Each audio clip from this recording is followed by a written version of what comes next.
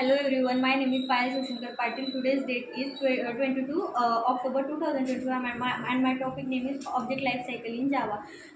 From the creation to its destruction, here's a detailed breakdown of the object life cycle in Java. Object creation, class loading. The class that defines the object is loaded into the memory by the class loader when the JVM encounters the class for the first time.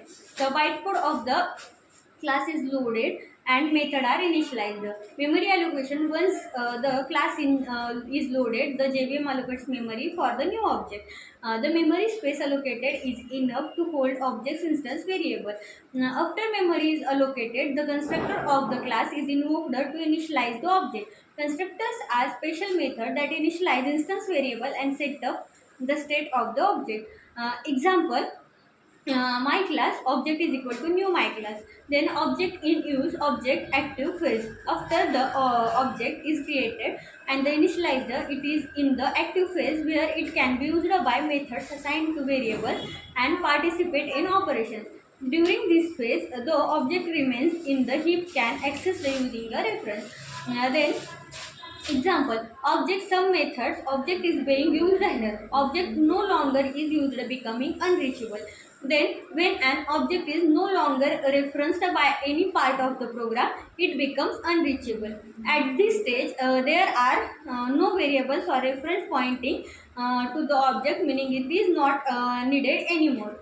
Example, object is equal to null. Object becomes unreachable as no variable refers to it anymore.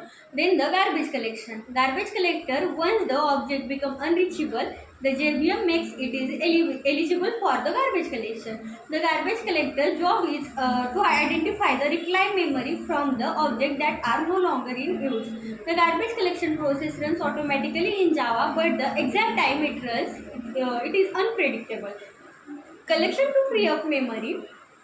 Then example, system.gc requests garbage collection but does not guarantee it. Finalize operational before the object is completely destroyed. The finalize method, if overridden, may be called by the garbage collectors. This method allows the object to perform any necessary cleanup before being collected. Files or database connections. As of Java, finalize is deprecated because it is unpredictable and inefficient.